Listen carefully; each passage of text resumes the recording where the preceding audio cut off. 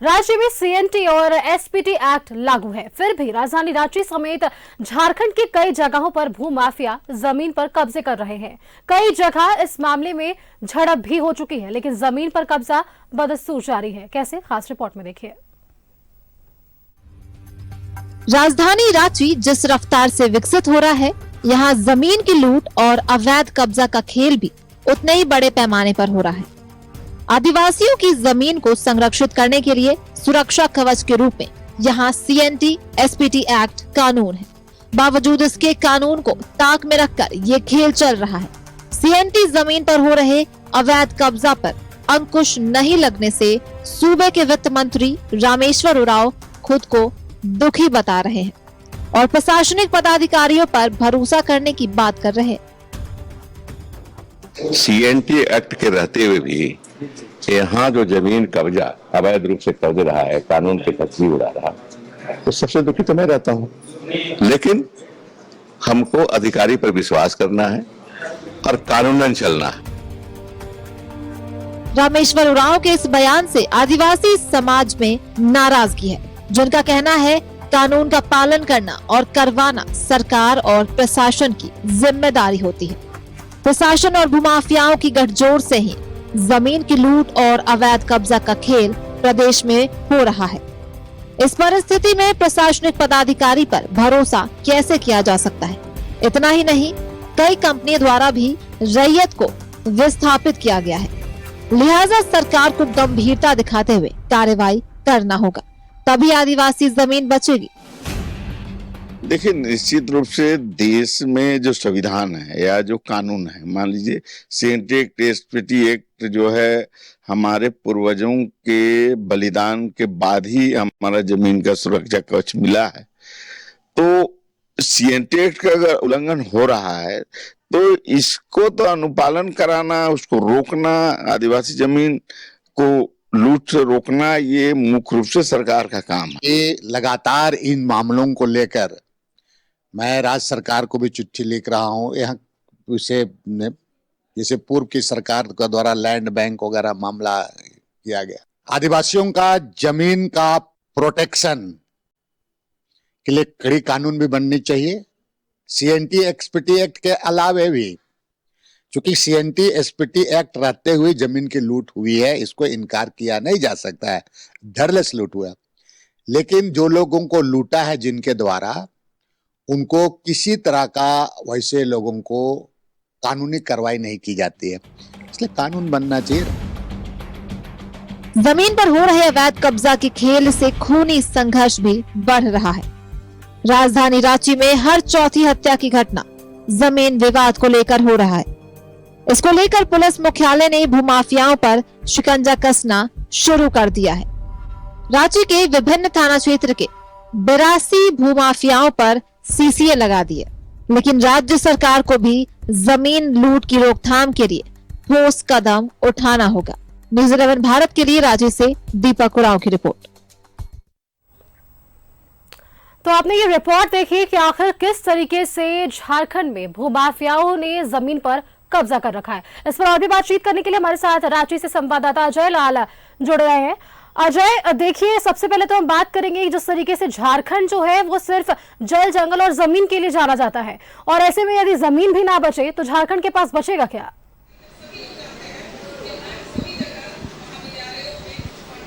बिल्कुल सुष्मिता, आपकी चिंता बिल्कुल जायज है और ये चिंता राज्य की 3.25 करोड़ जनता की भी है। लेकिन सवाल उठता है कि बिल्ली के गले में घंटी बांधेगा कौन? जिसे जब मौका मिलता है वो आदिवासियों की जमीन पर कब्जा करता है। आप बहुत दूर नहीं जाए, आज ही पुरानी विधानसभा के सभागार में बैठक हुई थी एक लोहरा समाज, जो आदिवासी समाज का ही एक हिस्सा है। शेड्यूल कास्ट के तहत वो समाज आता है, लोहरा समाज। लेकिन खतियान में पता नहीं 1932 के आसपास या 1930 के आसपास खतियान में क्लर्कियल मिस्टेक की वजह से लोहरा को लोहार लिख दिया गया, और उसका परिणाम यह हुआ कि जो लोहरा समाज की जमीन थी वो सीएनटी एक्ट से मुक्त हो गई, क्योंकि खतियान में क्लर्कियल मिस्टेक की वजह से लोहरा समाज, जो कि आदिवासी समाज का एक हिस्सा है, वो लोहार जाति का हो गया। लोहार जो कि जाति चूंकि वो आदिवासी समाज में आता नहीं है, लिहाजा उसकी जमीन सीएनटी से मुक्त हो गई, एसपीटी से मुक्त हो गई। धड़ल्ले से जमीन खरीदे और बेचे जा रहे हैं लोहरा समाज का, क्योंकि उसको कानूनी रूप से कोई चुनौती नहीं दे सकता, क्योंकि वो कागज पे लोहार लिख दिया गया। एक उदाहरण है, बड़ी लोग चिंता कर रहे थे कि पूरी जमीन बिक रही है लोहरा समाज की, कहीं कोई पैसा देकर, कहीं कोई लालच देकर, कहीं कोई डराकर, कहीं कोई धमकाकर।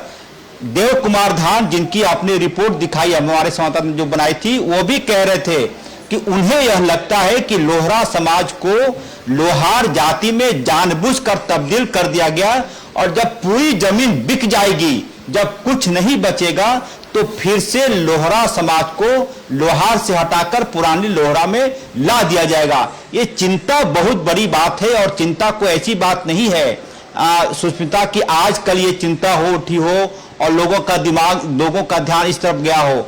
झारखंड गठन के बाद से ही इस मुद्दे पर चर्चा होती रही है कि कैसे झारखंडियों की हम जमीन बचाएं, आदिवासियों की जमीन बचाएं। जैसा कि मैंने पहले भी कहा कि इसमें एक बड़ा दिल होना चाहिए, साहस, जिसको आप बोलते हैं इकबाल। सरकार चाहे किसी की भी हो, मुख्यमंत्री हेमंत सोरेन की सरकार हो, अर्जुन मुंडा की सरकार हो, रघुवर दास की सरकार हो, या किसी की भी सरकार हो, एक इकबाल दिखना चाहिए अपने निर्णय के तहत कि मैं ये करने जा रहा हूं। और कुछ दिन पहले ये चर्चा हो रही थी कि सीएनटी एक्ट की जमीन की खरीद बिक्री के मामले में जो थाना की बाध्यता है वह भी शायद खत्म करने की बात हो रही है। और जब ऐसी चिंताएं रामेश्वर राव करते हैं, बंधु तिर्की जैसे नेता करते हैं, तो उनकी लाचारी सामने आती है। आप गठबंधन सरकार के हिस्सा है, आपको फैसला लेने का अधिकार पूरा है, पूरी सरकार आपके पास है, बहुमत आपके पास है। आप किससे ये मांग कर रहे हैं कि सीएनटी एक्ट के तहत जमीन लूटी जा रही, इसका बचाव होना चाहिए? कौन रोकेगा?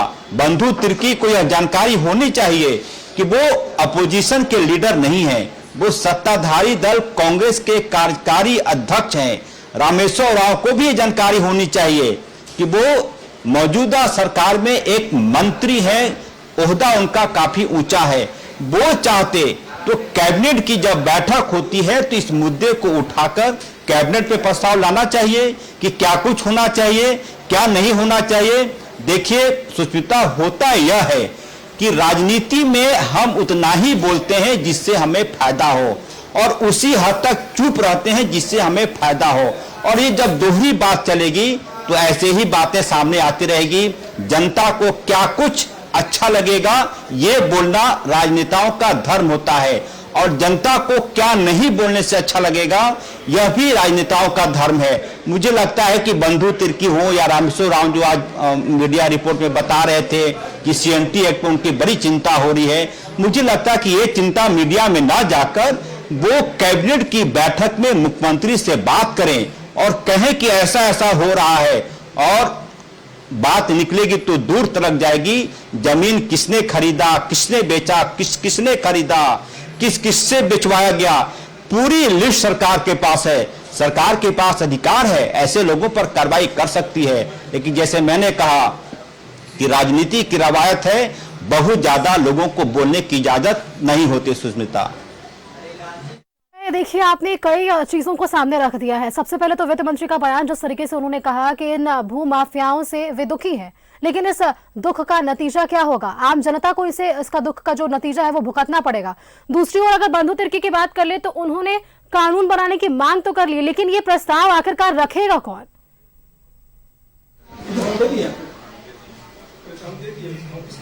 बिल्कुल श्रोता, वही मैं कह रहा था कि बहुत बड़ी चिंता है। राज्य की 3.25 करोड़ जनता, कोई भी व्यक्ति नहीं चाहता कि किसी आदिवासी की जमीन को कोई लूट ले। आप जैसा कि मैं बार बार कह रहा हूं कि देवघर, जामताड़ा, महगामा, इन इलाकों में क्या कुछ हो रहा है आदिवासियों की जमीन के साथ, उसकी आप कल्पना नहीं कर सकती।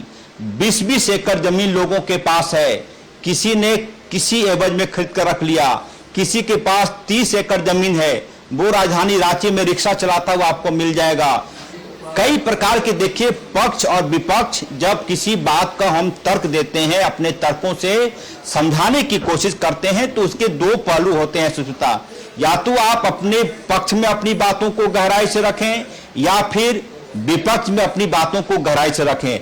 देखिए सीएनटी एक्ट का एक मुद्दा यह भी उठा था कि जो सीएनटी एक्ट की जमीन है, अब होता यह है कि किसी व्यक्ति की यदि रांची में ही, रांची से थोड़ी दूर चले जाए आप कटहल मोड़ के इलाके में, तो कई ऐसे जमीन हैं जो कि सीएनटी एक्ट के तहत वो जमीन चिन्हित है, परिभाषित है, उस पर निर्माण कार्य नहीं हो रहा है।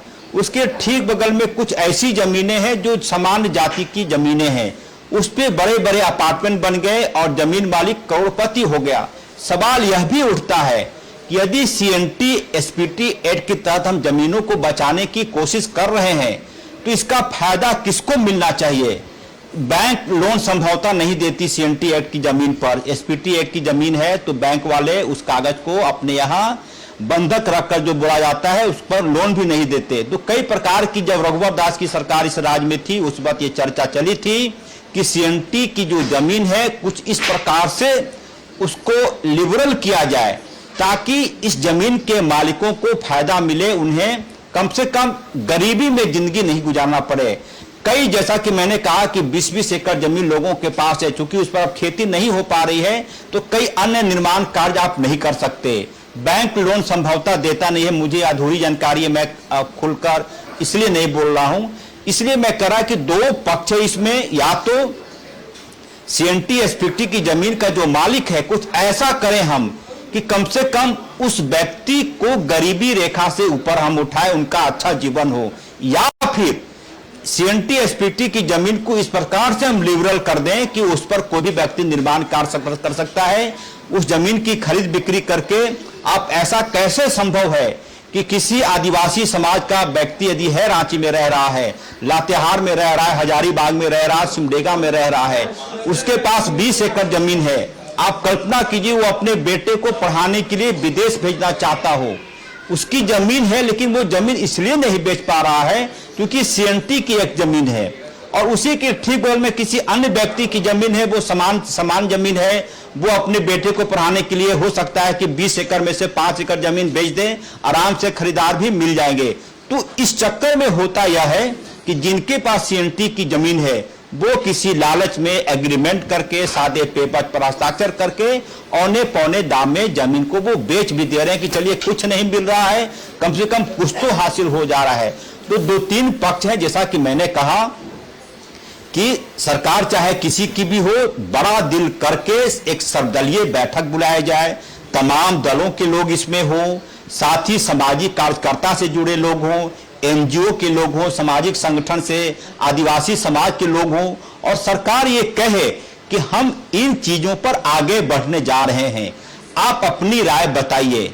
और इसी राज्य में, इसी सीएनटी एक्ट के मुद्दे पर मुझे पूरी तरह से याद है कि हेमंत सोरेन सरकार ने तत्कालीन अर्जुन मुंडा की सरकार से समर्थन वापस ले लिया था कि सीएनटी एसपीटी एक्ट को पालन कीजिए, स्थानीयता का मुद्दा को तय कीजिए। तो राजनीति है, वक्त के साथ परिभाषाएं बदल जाती हैं, वक्त के साथ राजनेताओं के सुर भी बदल जाते हैं। देखिए, आपने काफी चीजों को स्पष्ट कर दिया है, लेकिन इस बीच मेरा आपसे अंतिम सवाल ये होगा कि देखिए, जनता की जो परेशानी होती है इसका हल या तो उनके मुखिया राजनेताओं से मिलेगा या तो वे थाने जाएंगे और पुलिस प्रशासन के पास जाएंगे। लेकिन ऐसे में देखिए, राजनेताओं ने तो अपना बयान दे दिया, लेकिन पुलिस प्रशासन अभी मूक दर्शक बनी हुई है, उनके सामने ये पूरा खेल बदस्तूर जारी है।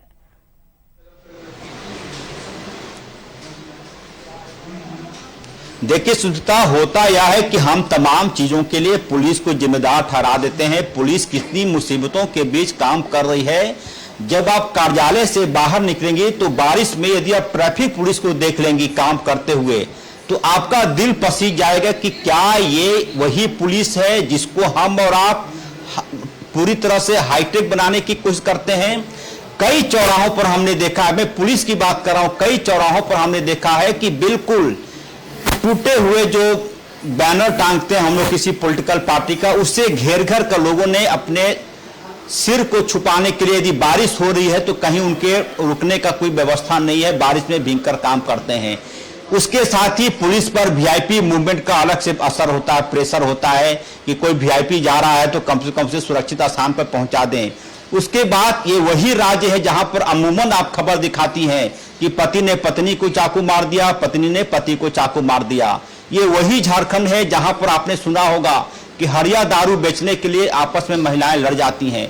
पुलिस आखिर क्या क्या करे? पुलिस रिफॉर्म की बात हुई थी, कहा गया था कि एक पुलिस ये बनाए जो वीआईपी मूवमेंट को देखे, लॉ एंड ऑर्डर को देखें, और एक पुलिस ऐसी व्यवस्था करें जो क्राइम कंट्रोल करे। लेकिन दोनों ही, और यही वही पुलिस है, जब सड़कों पर एक दर्जन भैंस आपको नजर आ जाएगी तो पुलिस को ही लोग फोन करके बुलाते हैं कि इनको आप हटा लीजिए। ये पुलिस के जिम्मे की बात नहीं है जमीन विवाद। ये ठीक है कि हो सकता है कि पुलिस अधिकारियों में से चुनिंदा कुछ ऐसे लोग होंगे जो किसी न किसी भूमाफिया के साथ मिलकर किसी को फायदा पहुंचाते होंगे, इस बात से इनकार नहीं किया जा सकता।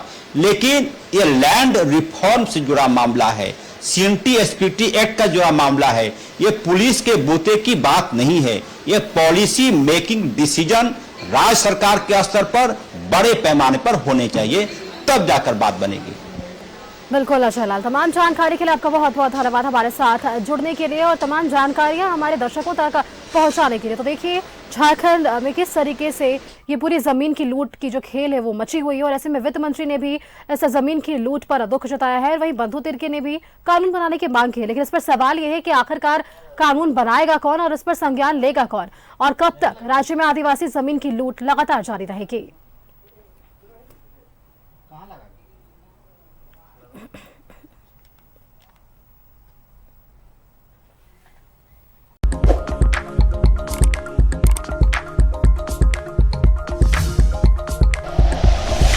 Like and share videos, subscribe करें हमारा चैनल और प्रेस करें बेल आइकॉन। न्यूज़ 11 भारत, सच है तो दिखेगा।